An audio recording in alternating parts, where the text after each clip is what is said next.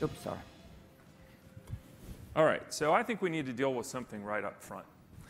Your company was founded in 1960 with a core product, bubble wrap. Everybody knows and loves bubble wrap. And before we all had smartphones, we would pass the time popping the bubbles in the bubble wrap.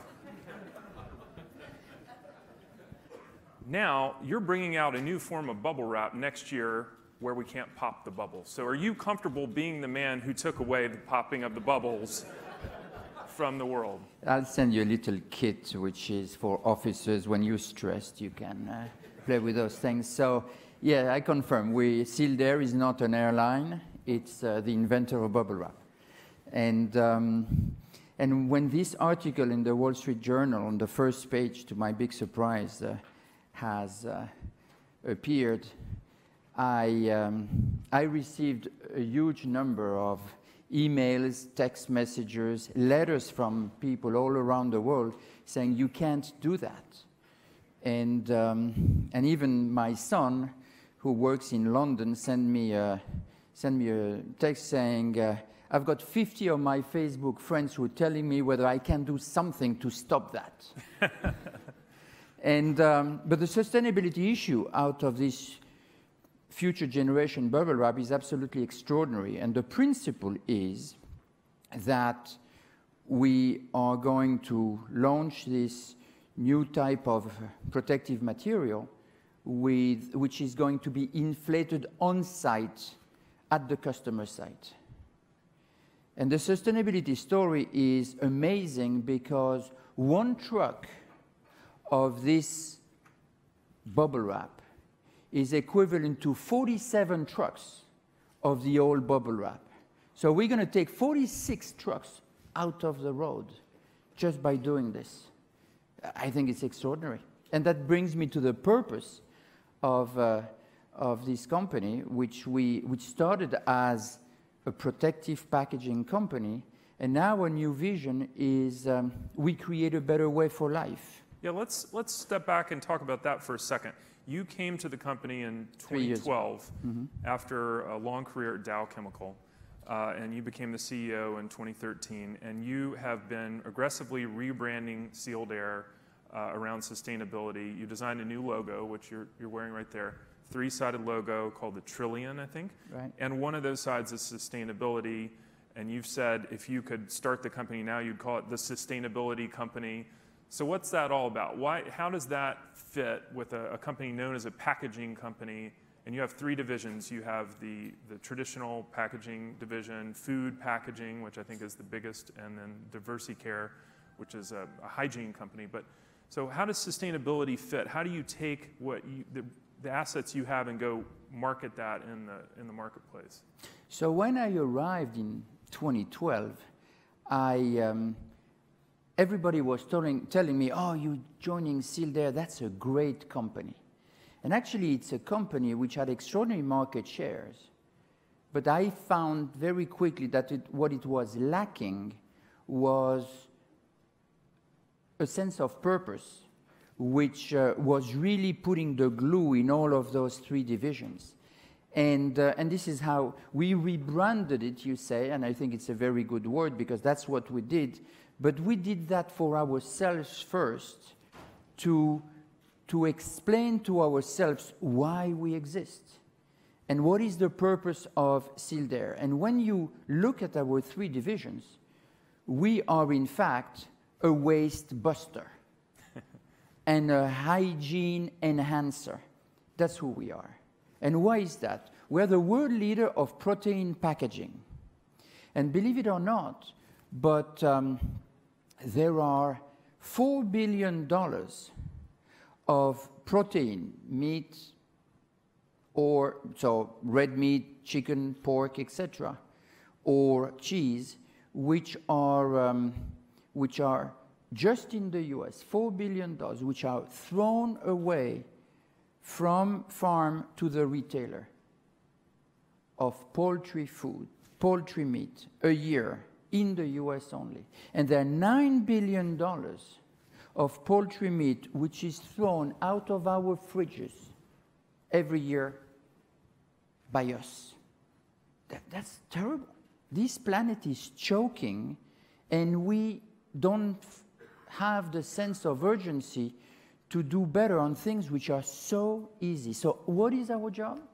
Our job in protein is to reduce waste by offering an improved shelf life. And we're doing this with all the retailers of the world, with all the larger meat producers of the world, because we can increase shelf life for pennies, for nothing, by 10 days, 2 weeks, 3 weeks, 2 months.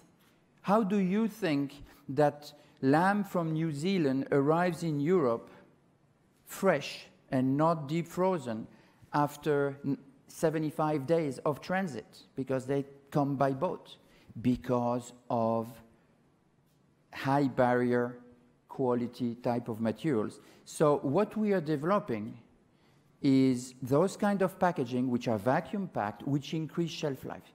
So here we are, and we can dramatically impact the food waste, the meat reduction, by things like this which exist today. And if I would tell you, if you would have asked yesterday the CEO of Whole Foods how much fruits and vegetables does he throw away, and I'm not going to speak for him because I don't know, but the retail industry throws away about 7 to 10% of their fruits. The retailer. The meat losses out of a retailer is about 4 to 8%. And when I say the losses, I mean what is thrown away or what is not sold at its originally intended price. That is huge. I want to keep with that because you're getting at something I think is a really interesting point. I just want to remind everybody to have questions ready because we're going to go to questions in just a minute. But I mean, you've said you sell shelf life now, not packaging, and that's what you're getting at. But you're going to companies and saying, I mean, you know, the new bubble wrap is going to require customers to buy a pump. Like, they're going to have to pay more for your packaging. But what you're saying is, we're selling you premium packaging. It's going to save you a ton of money. Don't think of our product as a commodity product that you fill a box with. We have like systems to make your company more efficient, right? So yeah, how easy is that to turn around customers? It's not easy. Actually, you got to choose your customers. It is common wisdom that customers choose their suppliers. Well, actually, it's not one way. I want our people to choose their customers. You're going to have some people who only want to compare like for like. And those people, and to make their purchasing decisions. And those people are people who, in fact, lose the big picture. Because I understand, when I go and meet customers, I just tell them, I understand you want to make more money. And they all nod. And I say, well, by the way, I never met a company who wants to make less money. So by definition, you want to make more money. But if, in order for you to make $1 more, you have to take it from our pocket, there is no deal here. But if you want to work with us, we will not make you $1. We'll make you 3, 5, and 10. Let me give you just one example. In our hygiene division, we are operating in quick service restaurants, in hotels, in hospitals, and all of this by invoicing detergents or anti-infection products or floor equipment, etc., etc. And we also sell laundry, professional laundry products. So one way of looking at us would be, well, you sell professional laundry products. No, we don't. No, we don't. What we do sell are products which extend the shelf life of the linen. And when we work with hotel chains around the world, and we develop the right type of product with the right type of detergent, with the right type of water that they have locally, etc., we extend their shelf life by the shelf life of their linen by about 1/3. So no, we don't sell laundry products. We sell shelf life extension and hygiene increase. In our original division, like product care, product packaging, It's not about bubble wrap or foam or whatever. The companies have 4 cash costs when they talk about protective packaging or about shipping something. It is the cost of the packaging, it is the cost of labor to pack, it is the cost of the freight, and it is the cost of the damage. So the old generation purchasing people will want to say, no, I want to talk to you about the cost of your packaging. No, it is not about that. This is how we're going to make you 5 cents, not how we're going to make you $5. And when you look at all of those cash costs, which you can quantify, the waste is enormous. It's zillions. Just give you an example. On e-commerce, no, actually on damage. There are $9 billion of damage every year in the US of goods which are broken in transit. Bad packaging. Bad packaging. Because of people say, well, it's because of mishandling. And then the transport company say, well, that's not me. Mm-hmm. And so everybody's pointing at his finger. Most of the time, you can easily actually look at the statistics and say, well, what is your damage rate? And what is your damage rate? And you know what? You have a packaging problem. So who of you did not receive at home a package through e-commerce where you saw a box big like this and a product big like this? Does this resonate? All right? What a waste. It's not waste, it's a crime. It's a crime because that huge box has been traveling for miles and miles and miles, and it's waste of fuel, waste of too much package, etc. The solutions are so easy, so easy. So these are the people we want to work with. Those people who say, yes, I do recognize I have those 4 cash costs, and yes, come and help me. Actually, yesterday I was having dinner with Jeff of Dell. We're going to talk.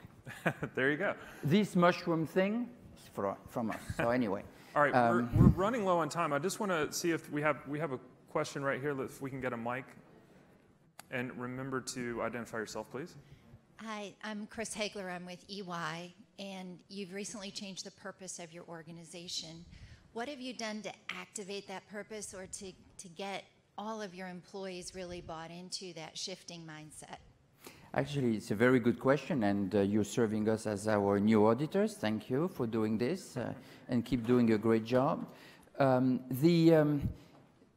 Repurposing and giving a purpose of, actually, I was just in the company. We have an executive join us, and one of her first questions was, why are we existing? And that was the beginning of a very good question. So it's first for internal reasons. You have to explain your people that we are not here only just to make money. Actually, it is so disappointing. It's just like if you're in love with money, you're never going to be happy because you're never going to have enough of it. So what you have to have is a very strong purpose which bonds your employees. And when we did the first employee survey, the scores were so-so. And every single year we're seeing them going up and up and up because people buy and understand what we're really doing. What we're really doing is we are putting to bed this concept that sustainability is the new quality, provided you are not a tree hugger and that you realize that sustainability has to be tied with product or solutions performance and cost competitiveness, which is why we have this trillion, which is a pompous way of calling it a triangle, but it's fine, it's nice. Sustainability is the new quality. I think that's the soundbite, and that's where we're going to have to end it. But I want to thank you, Jerome, for joining me. Thank you so much.